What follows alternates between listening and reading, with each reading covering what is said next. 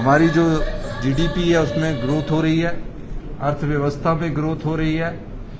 थोड़ा समय अभी कष्टदायक है, लेकिन मुझे लगता है जिस तरह हमने पिछले वित्तीय वर्ष में थोड़ी कठिनाइयों के बाद वित्तीय स्थिति का चुनौतियों का सामना किया, आने वाले समय में हमें थोड़ी कठिनाई के साथ हम आत्मनिर्भर हिमाचल की जो परिकल्पना हमने 2 वर्ष पहले की थी उसमें हम आगे बढ़ रहे हैं।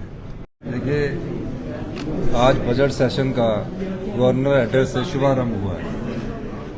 हमारी सरकार ने जो व्यवस्था परिवर्तन के द्वारा जो नीतिगत बदलाव लाया उसको इसमें प्रस्तुत किया गया है, क्योंकि डाटा के साथ क्या क्या हम बदलाव करने जा रहे हैं उसका विवरण इसमें दिया गया है। 2 साल पहले जब शिक्षा के क्षेत्र में मैंने शिक्षा विभाग की बैठक ली थी, उस समय क्वालिटी एजुकेशन में हम 21वें स्थान पर थे देश में। असर का जो सर्वे हुआ 2 साल में हमारी नीतियों में परिवर्तन हुआ, उन नीतियों के परिवर्तन के कारण आज हम पहले नंबर पर आए हैं। आर्थिक दुर्दशा में इस प्रदेश को भारतीय जनता पार्टी छोड़कर गई थी। 75,000 करोड़ का कर्ज था और तकरीबन 10,000 करोड़ की सरकारी कर्मचारी की लायबिलिटीज थी। भारतीय जनता पार्टी के समय हमें जीएसटी कंपनसेशन सेस जो था, जो 2017 से मिलना शुरू हुआ और 2022 में जून में बंद हो गया, वो 3200 करोड़ रुपए का था। भारतीय जनता पार्टी के समय जो राज्य को जो सेंट्रल स्टेट टैक्सेस के द्वारा रेवेन्यू डेफिसिट ग्रांट मिलती है, वो 2018-19 में जयराम जी के 20-21 में जयराम जी के समय में 10,000 करोड़ रुपया हुआ करती थी। आज इस वर्ष, इस वित्तीय वर्ष में वो 3200 करोड़ रुपया रह गया है। हमने सरकारी कर्मचारी और अधिकारियों को ओल्ड पेंशन स्कीम दी। भारतीय जनता पार्टी के द्वारा जो केंद्र की सरकार है, हमारी जो बोरोइंग की लिमिट है उसमें 1600 करोड़ रुपए की कटौती कर दी गई।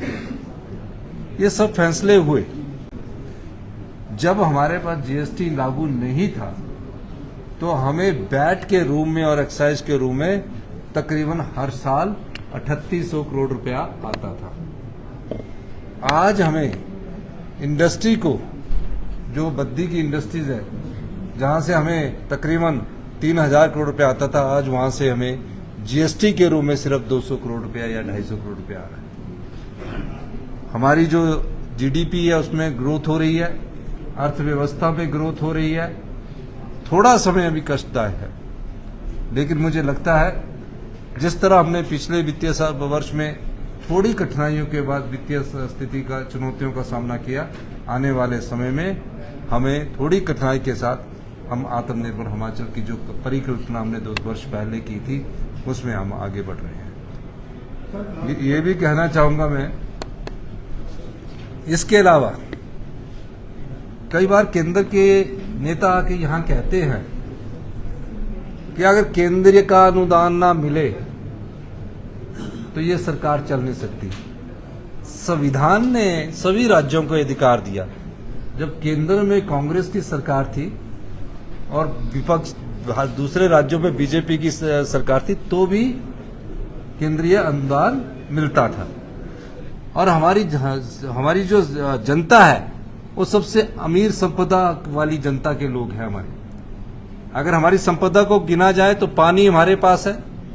आज जितने बिजली प्रोजेक्ट और बिजली कंपनियां हैं, अगर आप पानी को देखा जाए हमारी संपदा के रूप में, उसी में हमारा अधिकार मिल जाए तो हमें किसी से कोई मांगने की कुछ जरूरत नहीं है। पानी रॉ मटेरियल है। एसजेवीएनएल जो हमारे पानी से आज 67,000 करोड़ की कंपनी होगी और राज्य का बजट सिर्फ 58,000 करोड़ रुपया। कैसे बनी? वो इस तरह बनी कि जो पानी है वो बिजली पैदा करता है, पानी रॉ मटेरियल है, पानी का रेट कभी नहीं बढ़ेगा। पानी तो भगवान जितनी बर्फ गिराएगा उसमें बढ़ेगा।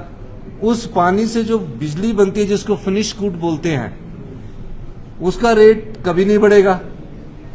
अगर आप थर्मल में लाओगे तो ट्रांसपोर्टेशन बढ़ेगी, सेस बढ़ेंगे, न्यूक्लियर में लाओगे उसमें पैसे बढ़ेंगे, सोलर में लगाओगे तो 5-6 घंटे बिजली आएगी। जो हमारा रॉ मटेरियल पानी है, अगर उस संपदा का धोन जो ये कंपनियां कर रही है, उस धोन में हमारा कुछ अंश निश्चित कर दिया जाए, हमारा प्रदेश हिमाचल प्रदेश जो है वो हिंदुस्तान का सबसे समृद्धशाली और अमीर राज्य बन सकता है।